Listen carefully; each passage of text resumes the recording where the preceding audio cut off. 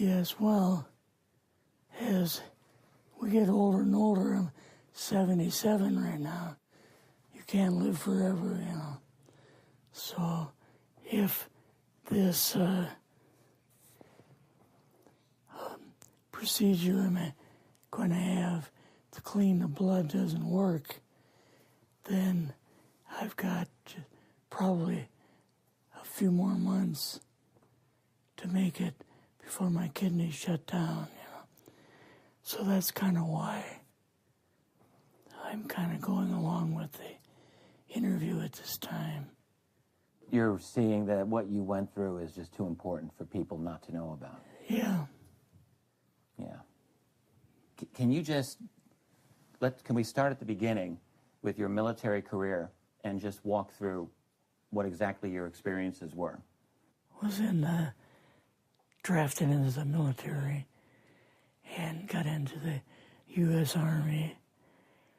After that, I was sent to the Signal Training Center in eastern United States. What year would this be? 58. I went through the Signal Training course. And at that time, I went through the radio teletype course and also the cryptography course, crypto. They had 5 instructors that were getting out of military service.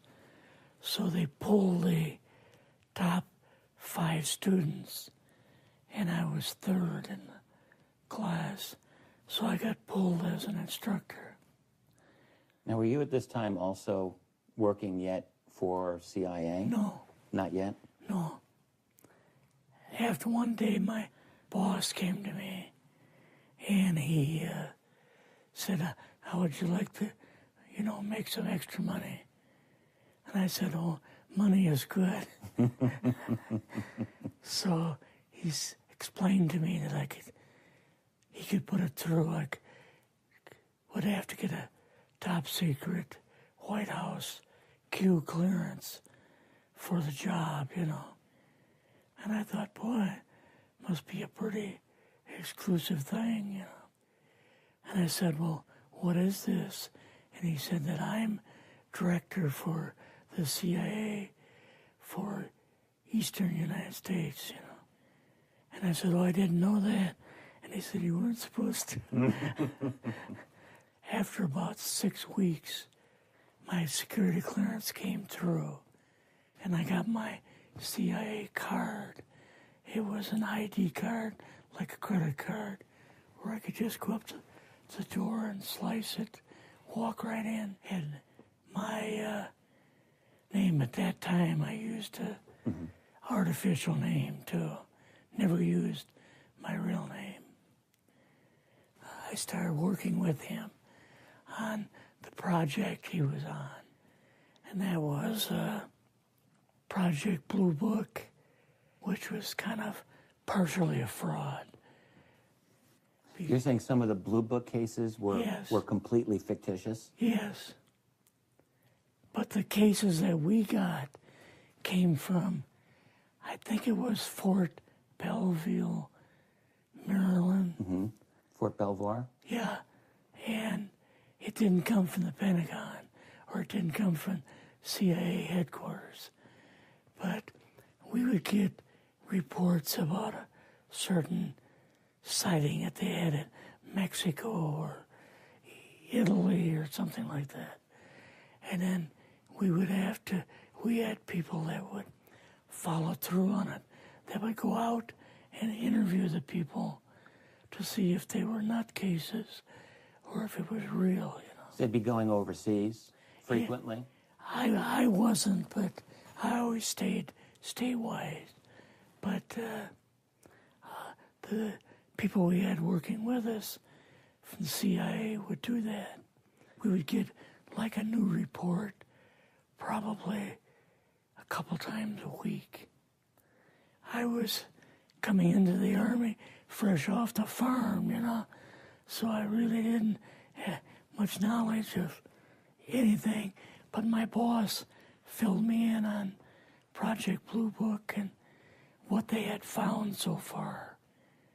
as far as Greys and aliens and the Roswell incident. How did you feel when this first got dumped on you?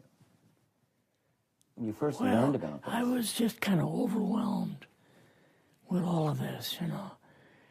And I said to him, I don't know if I'm going to be able to be a judge of this type of thing.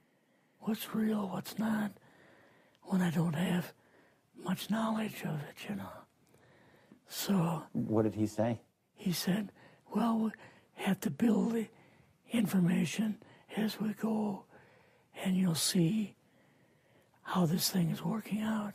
And then the other thing is, of course, you really weren't able to tell family or close friends, obviously. No, I couldn't tell anybody. In fact, I had to take a vow that I wouldn't tell anybody.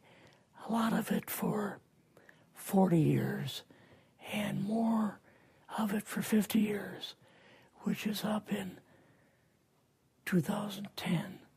You're doing all this crypto work. You're looking at images, photographs, video.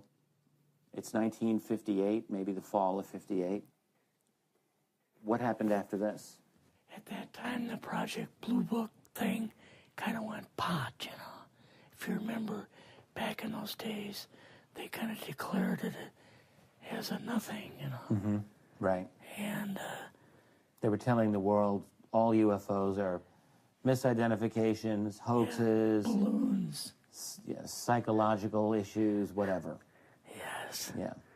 So my boss came to me and he says, we've both got a new assignment.